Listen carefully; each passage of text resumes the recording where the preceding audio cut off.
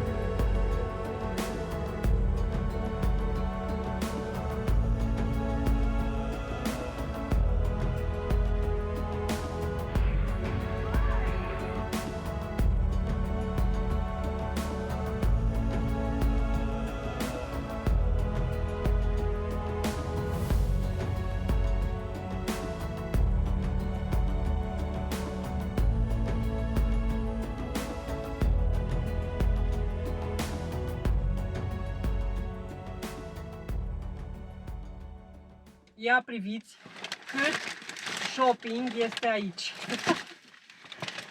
Deci ieri, rândul trecut v-am promis, opa, am dărâmat ceva. Rândul trecut v-am promis că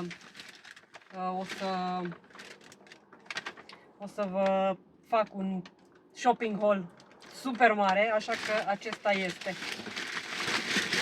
După cum ați văzut, am un shopping haul huge, humongous. Ieri am fost să îmi plătesc factura de la cablu și cum s-a schimbat Alfa Bank cu Unicredit cu măsa mare, nu mai funcționează nimic pe acolo și am fost să plătesc la PayPoint-ul acela și bineînțeles că fiind în centru toată chestia aia, am fost și la Mandarin, care din păcate se închide, așa că la revedere shopping haul atât de mare. De asta am luat foarte multe chestii, pentru că nu știu când voi mai ajunge acolo, așa că am zis să profit de ocazie. Per total, cred că am dat vreo 600 de lei, dar asta este. Însă, mă bucur că m-am abținut de la foarte multe, pentru că acum e toată nebunia cu vase de toamnă, deci vreau să vă zic că în toate magazinele erau chestii de iarnă, deci așa ceva suntem la sfârșitul lunii august, Doamne iartă-mă, mai e până în decembrie, jumătate de an. Da, a fost ceva peste care nu știu zău dacă mintea mea poate să treacă, dar în fine, asta este. Însă, după cum ați văzut, foarte multe lucruri, pentru că am fost și la Mandarin, și la Pepco, și la Jumbo, și la Kik. La Sinsei n-am mai intrat, că am zis gata că până aici.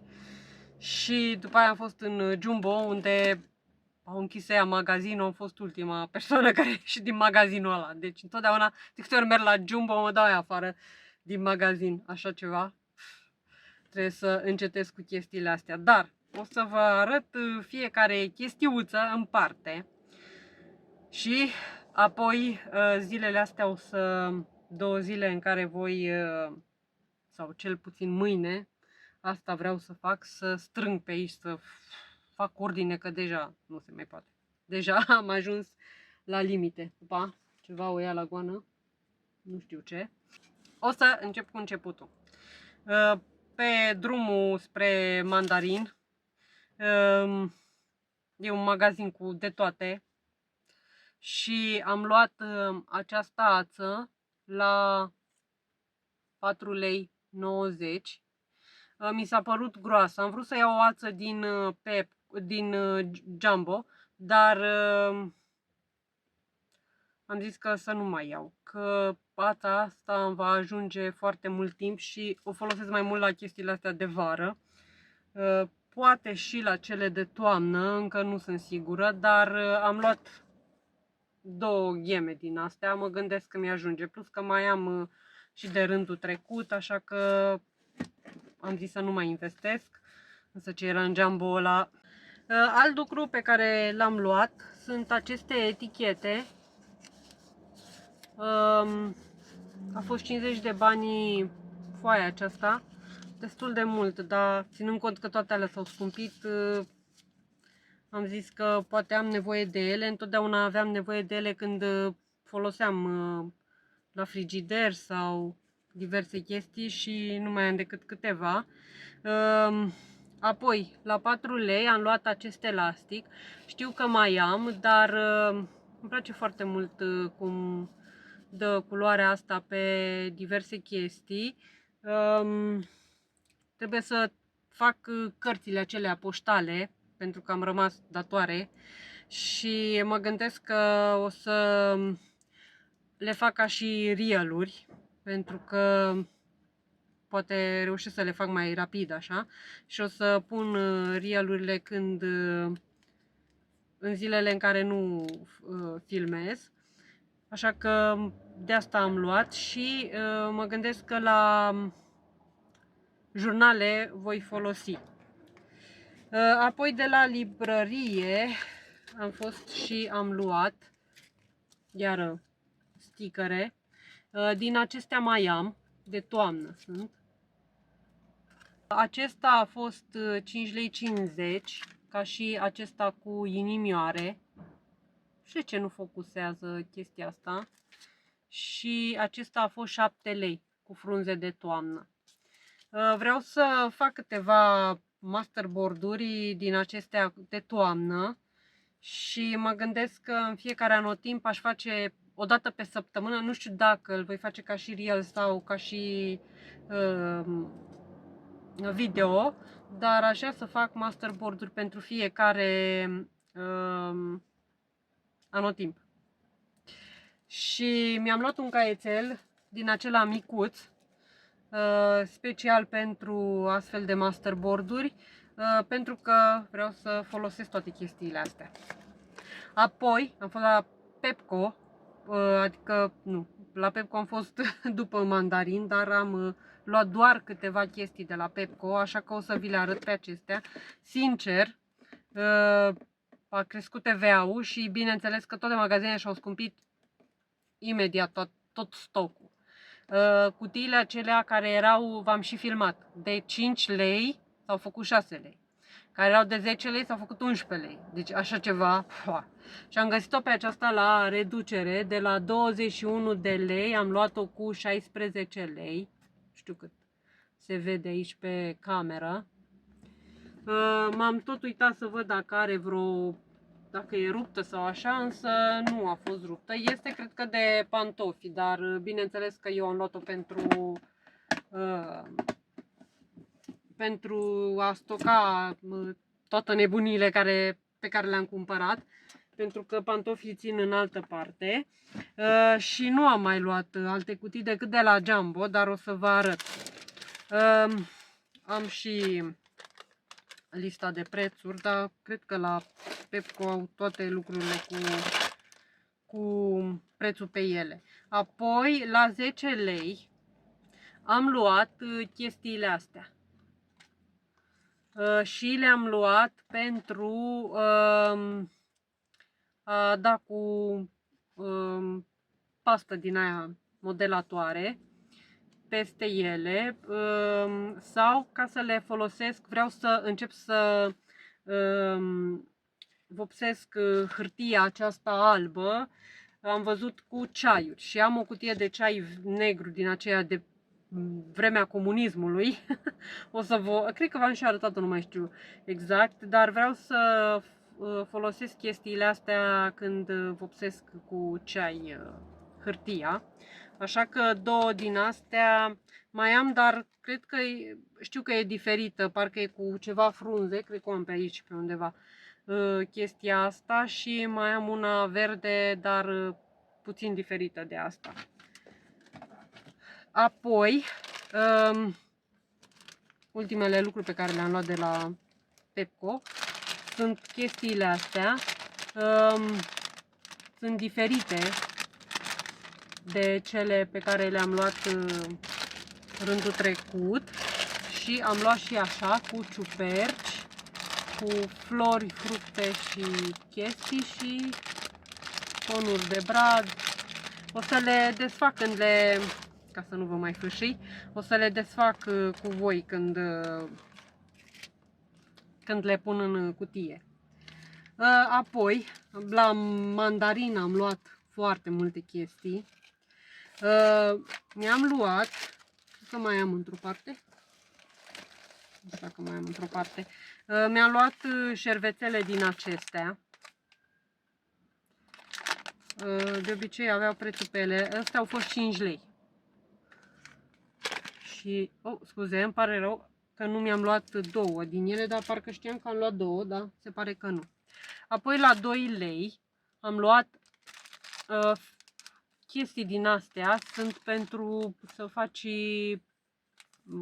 party-uri și au și fundă din aceasta, dar eu o să le folosesc ori în jurnale, ori o să văd ce fac cu ele. La 5 lei am luat stickere și așa. Știți că am o manie cu stickerele. Am luat și așa de Halloween și am luat două pentru că prietena mea e cu cranii și tot felul de chestii și am zis să iau și ei. Apoi am luat așa stickere și încă unul așa. Am dat destul de mulți bani la mandarin, dar ținând cont de faptul că o să se închidă, asta este. Apoi mi-am luat cuțite așa și am luat cred că două, dacă nu mă înșel, pentru că îmi plac foarte mult cum sunt, taie foarte bine, din astea limțate. Celelalte, după câteva tăieri, trebuie să le ascuți și mai mare daraua. La 5 lei am luat o brățărică din asta, cred că e, ca că o și desfac. Opa.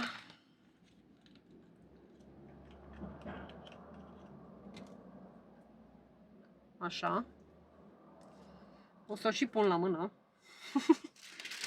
Și am luat tot la 5 lei un lănțic din acesta. Mă gândesc că vreau să fac un jurnal din acela boho chic, boho așa. Nu știu dacă o să-l folosesc eu lănțicul ăsta, dar mă gândeam să-l pun la acel jurnal. La 2 lei am luat această revistă cu mâncare și am luat-o tot așa pentru jurnale și să tai din ea. Trebuie să folosesc toate decupajele acelea pe care le-am tăiat din revista trimisă de Alexandra și va trebui să le folosesc și pe acelea. La 9 lei am mai luat un suport din ăsta pentru că l-am folosit pe celălalt și atât de mult mi-a plăcut încât atunci când l-am văzut l-am luat și cred că parcă am mai luat unul, nu mai știu, nu, cred că nu. Apoi la 2 lei am luat chestia asta pentru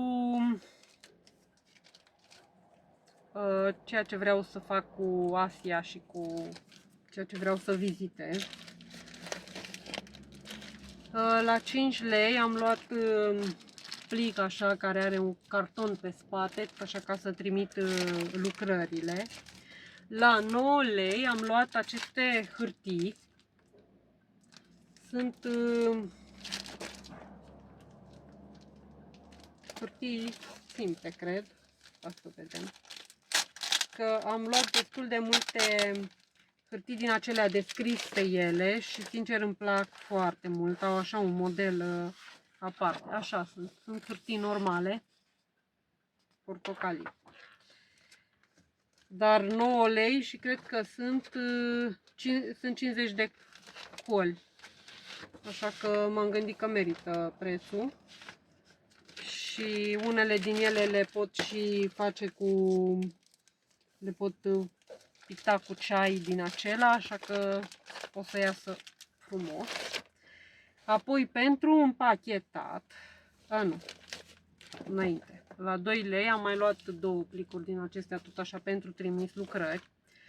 Și la 3 lei pentru împachetat lucrări mai micuțe mi-am luat chestiile astea și deși au înăuntru, nu știu cât se vede, cred că pe partea asta, au înăuntru niște, e decupajul acesta, separatorul acesta, dar vreau să-l tai și cred că ar intra o lucrare așa, nu e prea mică cutia, dar am multe lucrări mai micuțe așa și când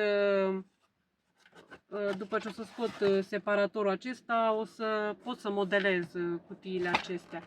Așa că am luat 2 din astea la 3 lei. Tot așa pentru împachetat, că am mari probleme, nu găsesc deloc cutii din acestea să pun, să împachetez, să trimit lucrări. La 9 lei, știți că am luat barele acelea pentru dulapul acela de journaling și erau mult prea mici, așa că pe cele o să le folosesc în altă parte, dar astea sunt mult mai mari, au 60-80 de centimetri și așa că o să le folosesc să acopăr porțiunea aceea de la dulapul de journaling. Apoi la 5 lei am luat aceste hârtii de împachetat. Pe acestea o să le folosesc strict pentru împachetat. Și nu mi s-au părut scumpe. Cred că tot atât am dat și pe cele cu panda de la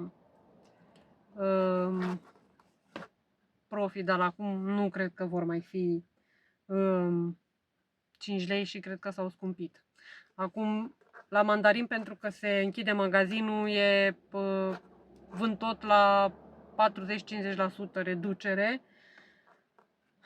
Așa că dacă aveți drum pe la mandarin, eu știu pe unde e, în Sibiu cel puțin se închide. Nu știu dacă se închid amândouă magazinele de la mandarin sau numai cel de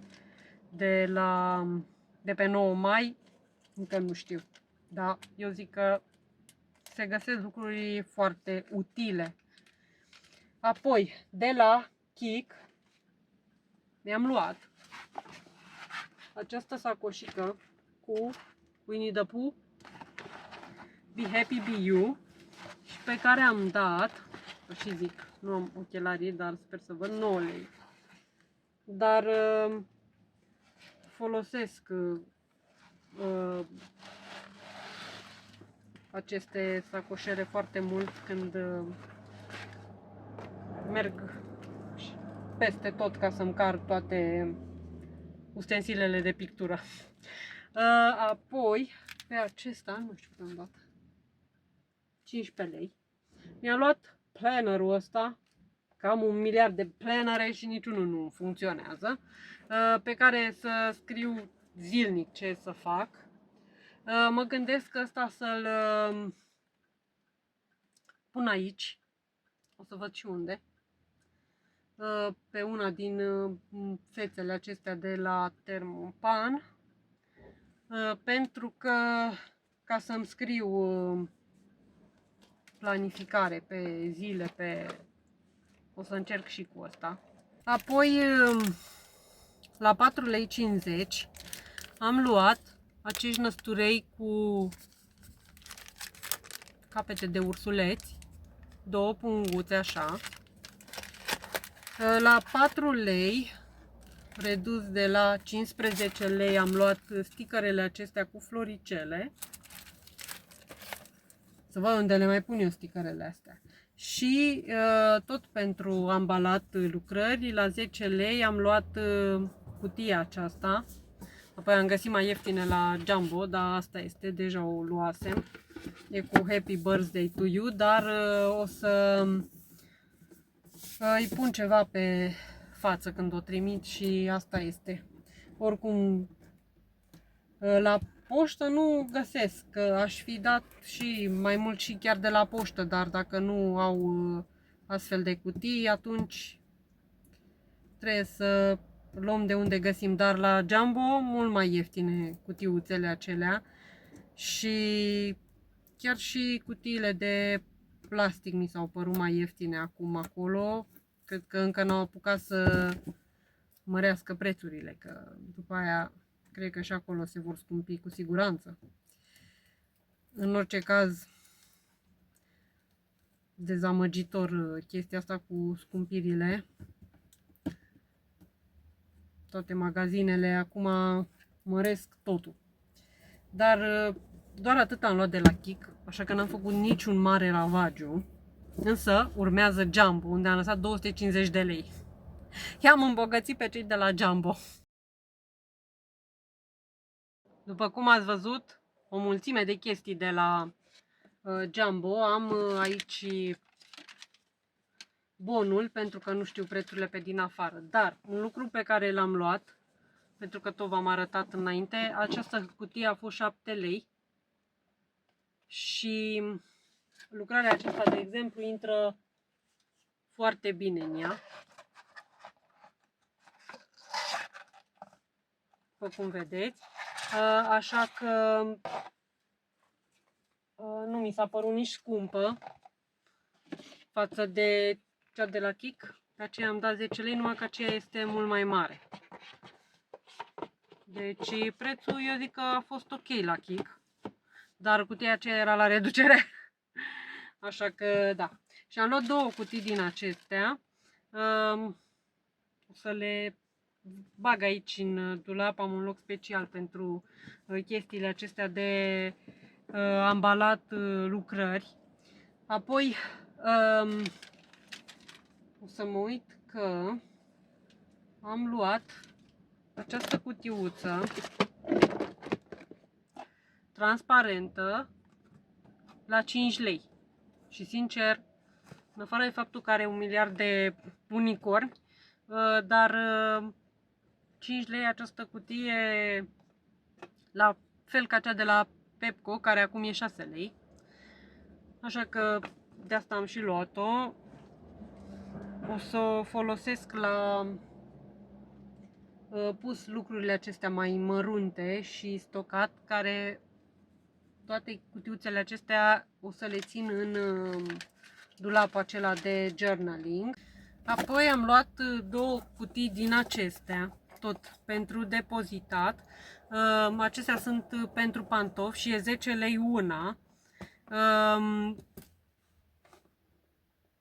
Stați să văd cum se deschide aici. Așa ar trebui să se deschidă. Nu știu ce. Ok, ținem eu cu mâna. Și arată așa înăuntru. Și mă gândesc că am toate acele pixuri în dulap și stau așa în acele cănițe pe care le am. Și din câte am văzut pe internet, nu e bine ca pixurile să stea în picioare, ori așa, ci culcate pentru a rezista cât mai mult timp. Așa că vreau să folosesc una din cutiile acestea, să văd care, că mă gândesc că cele micuțe, pixurile vor intra și într-o cutie din aceasta mică, dar cele mari o să le pun într-o cutie din aceasta. Și am luat două cutii de genul acesta, 10 lei. Sunt mai micuțe decât cele care sunt la Pepco, dar asta este. După cum ați văzut, am încercat să pun ștampilele acelea în punguța aceea cu animăluțe pe care o am și e mult prea mare, așa că mi-am luat două porfarduri din astea. Acesta a fost 6 lei, 5,99 da, 6 lei. Și unul așa. În el pot să stochez și alte chestii, nu numai lucrurile pe care le iau cu mine. Acesta a fost 7 lei.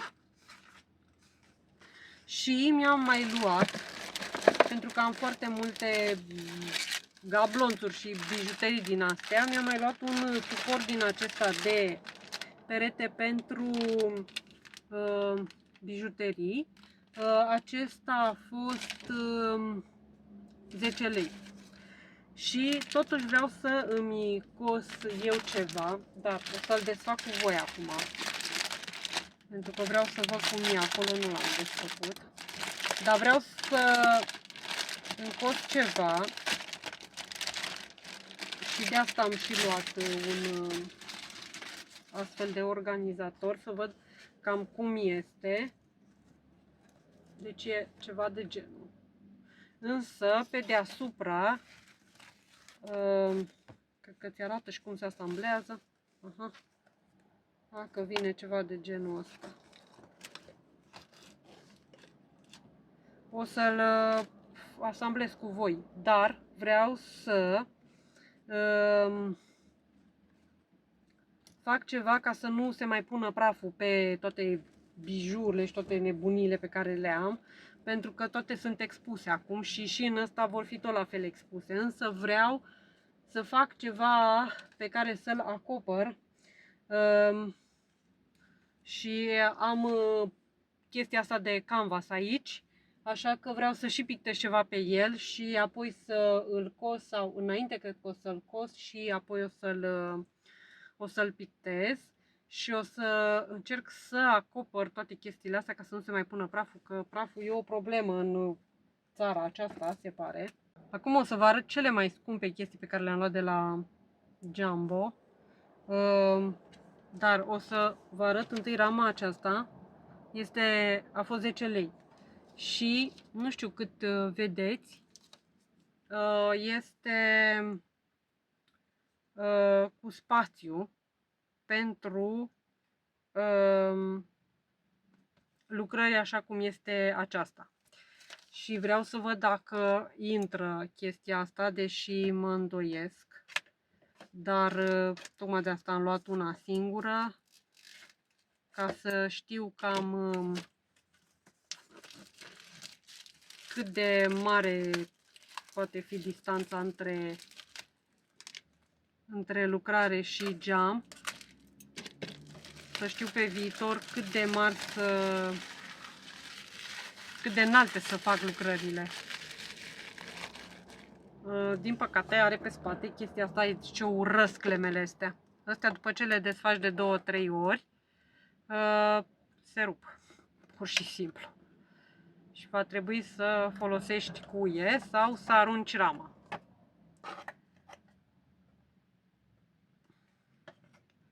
Și vreau să văd dacă intră lucrarea aceasta sau nu.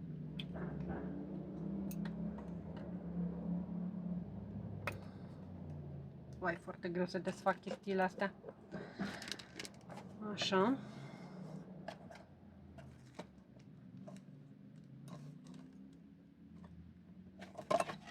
Ok. Ei, am desfăcut-o. O să scot prostia asta. Deci aici nu știu că e geam sau... Da, cred că e geam. În partea asta și o să încerc să vin cu chestia asta. Deși e mult mai mic. E mai mică rama decât... Deci va trebui să folosesc chestii din astea mai mici. Dar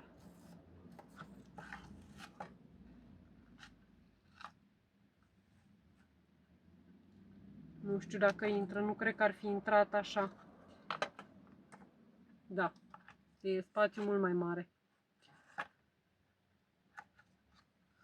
Deci nu, trebuie ceva mult mai mare. Am văzut niște casetuțe din acestea pe Temu, cred că.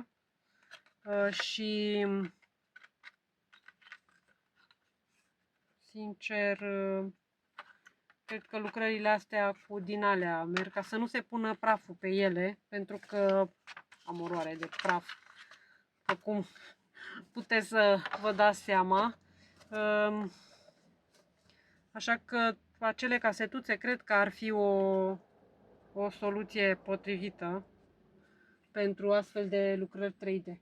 Dar o să mai fac grădina aceea mecanică, o să fac o altă versiune și așa că o să folosesc rama pentru așa ceva. Acum că știu exact cât trebuie dimensiunea, o să fac lucrările ca să se potrivească cu aceste tipuri de rame. Și cele mai scumpe lucruri pe care le-am luat din Jumbo au fost aceste covorașe pentru baie. Aceasta e ca o frunză, cum să vă arăt. Vi le-am și filmat eu acolo, dar mi-au plăcut mult și faptul că le poți băga în mașina de spălat și spăla, pentru că acelea cauciucate nu le pot spăla foarte ușor. În mașina de spălat, după ce le speli de câteva ori, se duce cauciucul acela și mă disperă. Și acesta, cred că este așa, invers.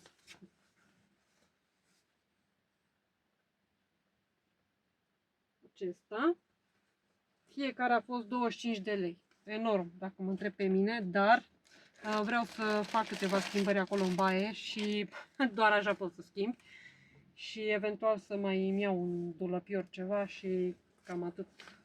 Sper să schimb cabina de duș, că aia mă desperă. Și acesta cu 25 de, tot 25 de lei. Și pe spate sunt așa, cu sute. Îmi plac foarte mult covorașele acelea cu multe culori, dar din acelea făcea bunica. Și mama, de când i-am zis de covorașele alea că îmi plac, zicea: Doamne, mamă, când eram eu mică și făcea mama câte un covoraș din ăla, mi se părea că sunt cea mai săracă fată din lume, că covorașele acelea le găseam numai la oamenii care nu aveau bani. Așa că depinde de generație. Cum vedem moda aceasta de aranjare a caselor. Acum am luat o mulțime de acțipil, am mai luat ceva la fel de mare. Am mai luat această husă pentru șnururi și cabluri și tot felul de chestii. Luasem ceva de la Mandarin, dar după ce le-am folosit de vreo 2 ori, am ajuns la concluzia că nu e bun pentru așa ceva. Așa că am luat chestia asta. Și arată așa.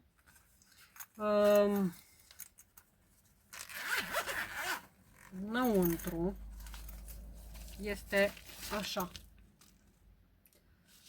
Și cred că îmi intră și suportul acesta pentru filmat, că are chestiile astea, iar suportul meu se strânge și se face foarte mic. Eventual o să-l pun aici în mijloc și o să fie mai bulky, așa, mai umflat, dar nu contează. O să-l încerc și pe asta, să vedem. Dar eu zic că ăsta va fi cel mai bun pentru călătorii. Apoi, să vă țineți bine că toate căcățelele acestea au fost ieftine, dar le iei, zici că nu știu ce, sunt ieftine și după aia sunt multe și pe ele dai o grămadă de bani.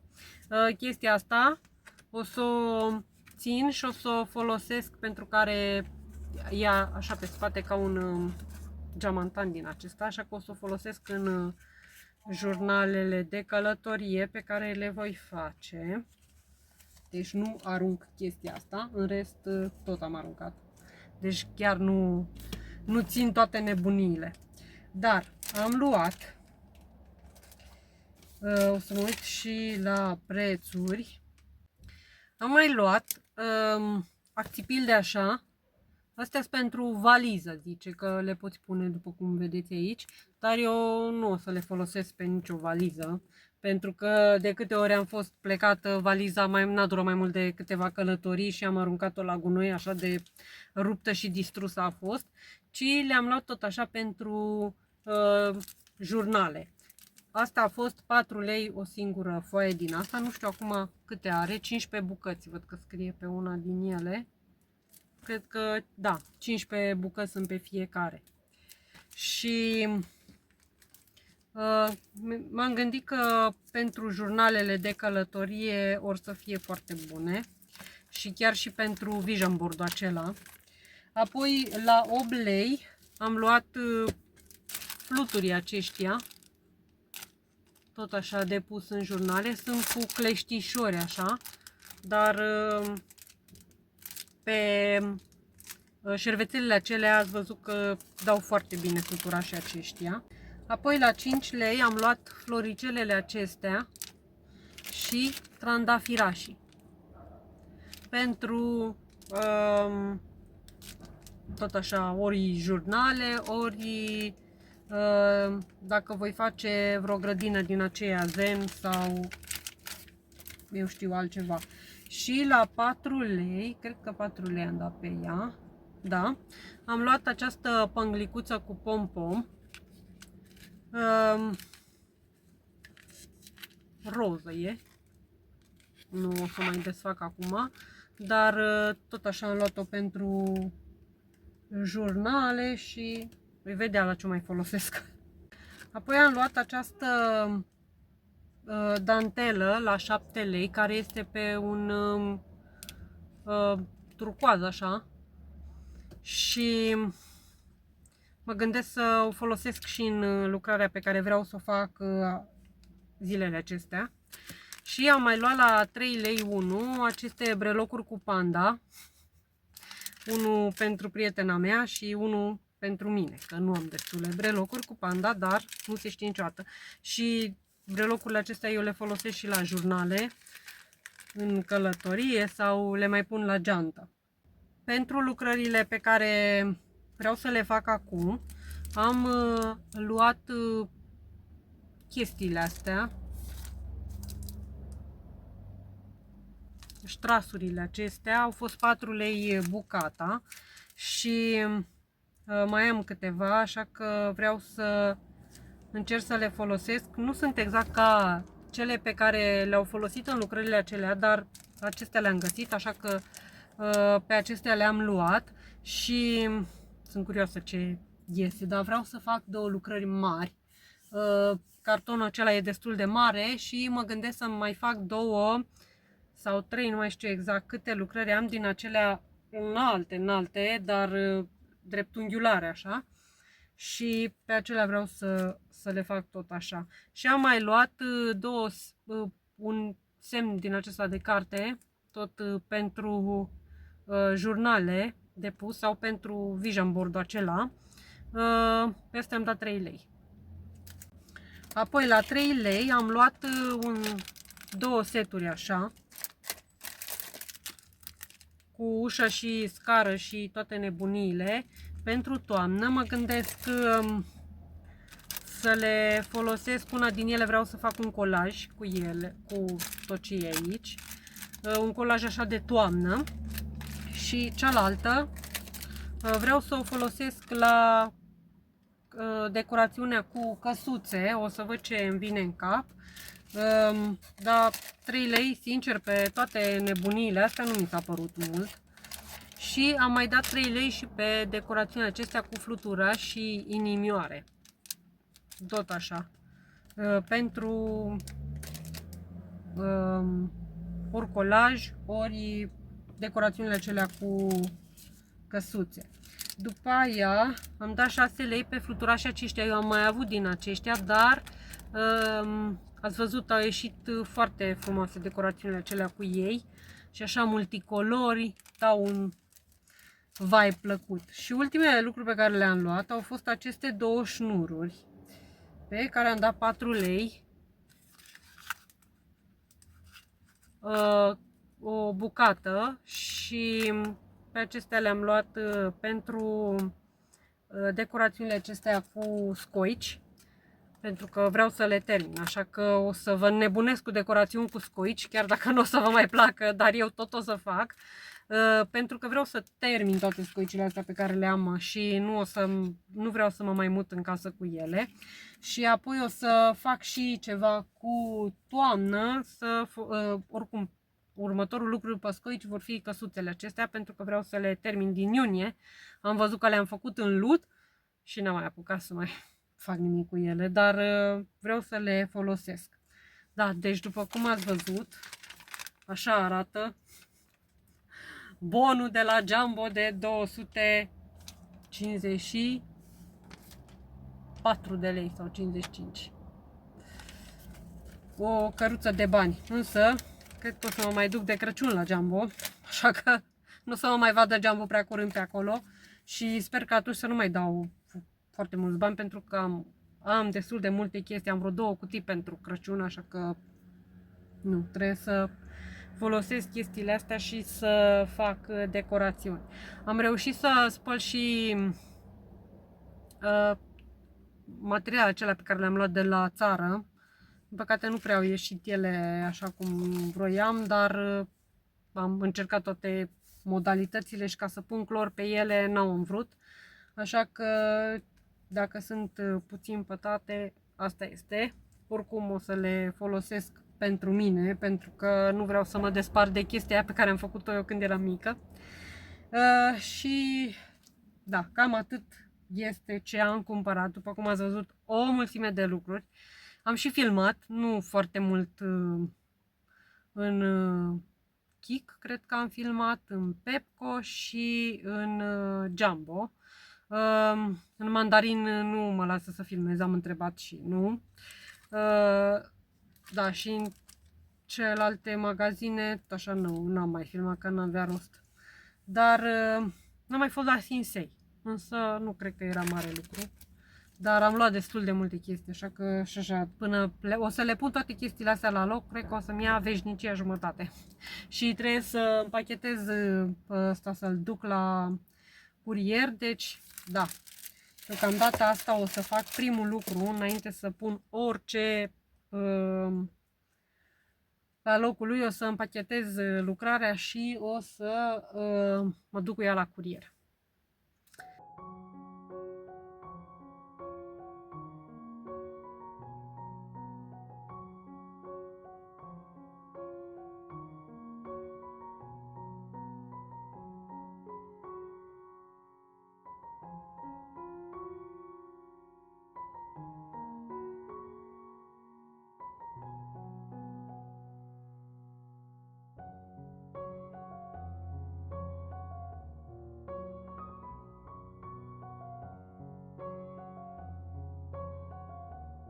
Aceea albastră e mult prea mică, așa că o să o folosesc pe aceasta. O să-i acopăr fața cu altceva, cu o hârtie, eu știu, din aceea de ambalat. Da, da. În asta intră. Și da, din păcate asta e.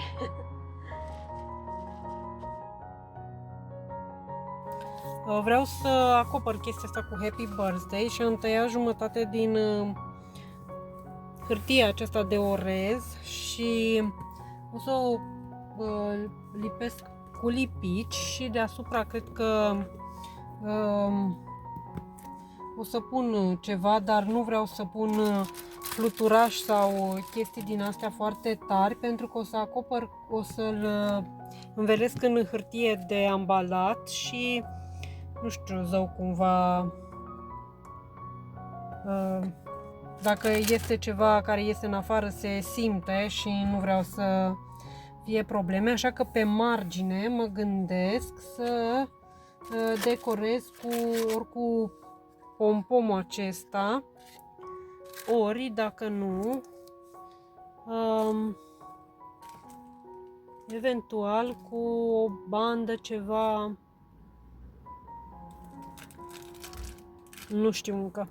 Dar o să lipesc întâi hârtia aceasta, dacă și găsesc lipiciul.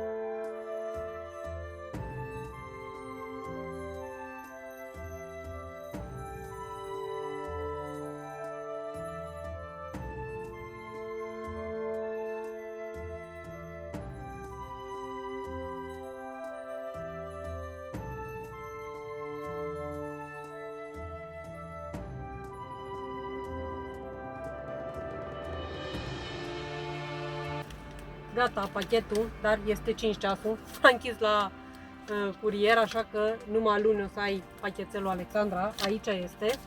Lucrarea gata făcută. Și pentru că nu mai am timp să mă duc nicăieri, o să mă apuc să strâng aici și să împachetez, să-mi aranjez toate nebuniile în cutiile pe care le-am luat.